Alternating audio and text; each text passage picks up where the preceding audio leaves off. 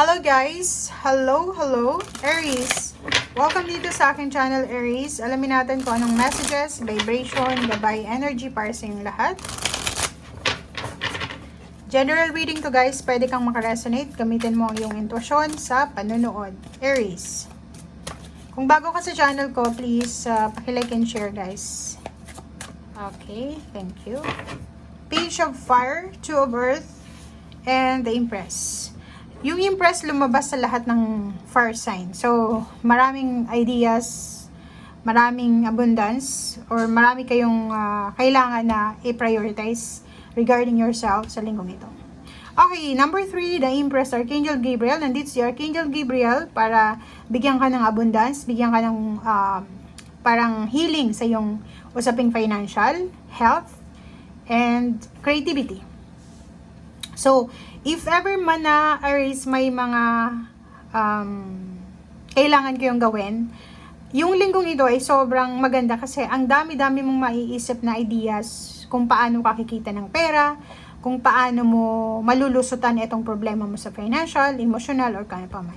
Take care of your body, take care of yourself, nurture yourself, kumain ka ng tama, matulog ka ng tama. Umiwas ka sa bisyo, umiwas ka sa mga bawal, especially sa health mo. Okay? And maraming nangyayari sa buhay mo sa ngayon. Multitasking ka siguro or siguro ang dami-dami mong mga ginagawa or priority sa linggong ito. So, too much going on.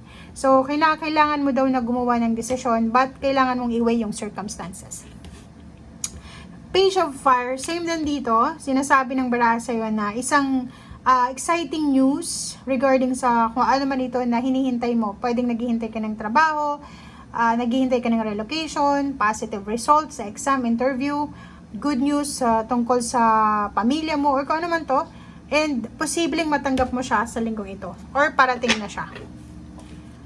Okay. Oops, sorry. Pasensya na, Aries. May sugat kasi ako dito sa kamay. Masakit siya. Okay. Double confirmation yung Empress mo. So, it's a double confirmation. So, double abundance, double success. Dalawang ideas na kailangan mong, or maraming ideas to na kailangan mong i-consider, pag-isipan.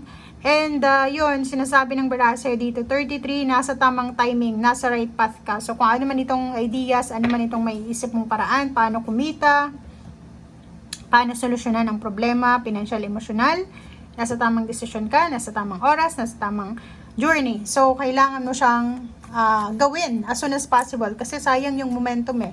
And take care of your body guys. Take care of your body kasi yun yung pinaka-importante sa ngayon. Umiwas tayo sa mga bawal na pwedeng makasira sa ating health. Okay. Nakikita ko sir dito na pwedeng may babalik sa kanilang dating pinagtatrabahuhan. Okay?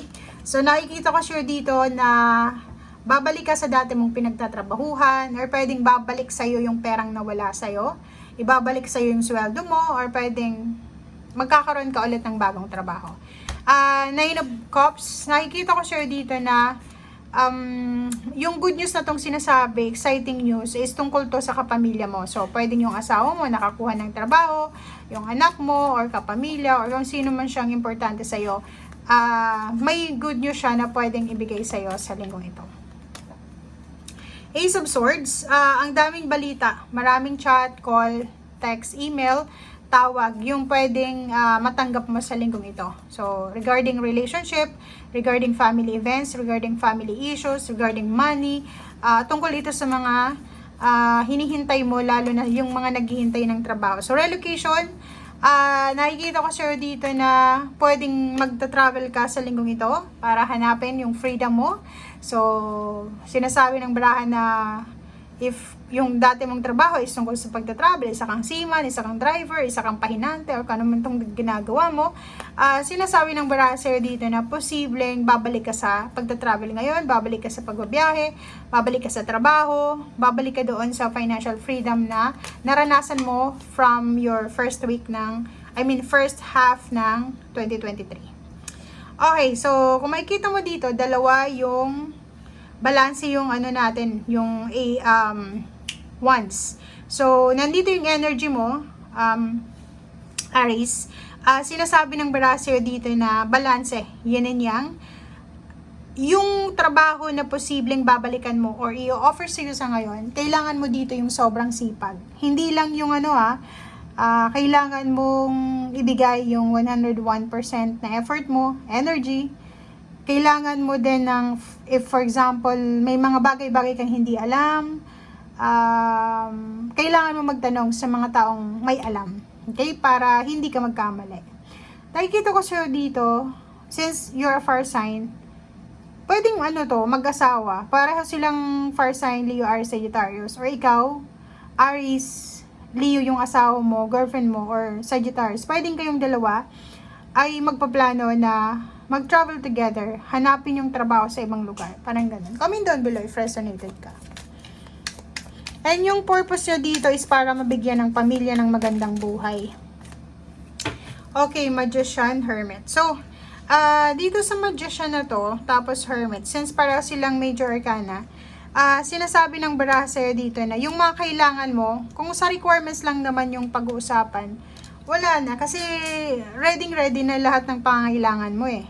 Ang Hermit na to, sinasabi ng Baraha, kung may mag-offer sa'yo ng job, offer ng partnership or business or kano pa man, hindi mo na kailangan pag-isipan pa kasi ready ka na. Kumbaga, walang kulang sa'yo, walang problema sa'yo. Okay?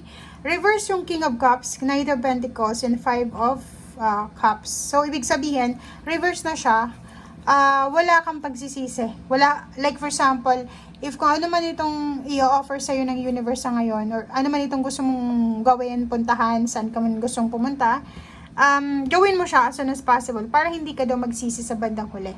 And yung pera na to, hanapin mo daw siya. Kasi hindi daw yung perang hinihintay natin, hindi daw lalapit sa atin.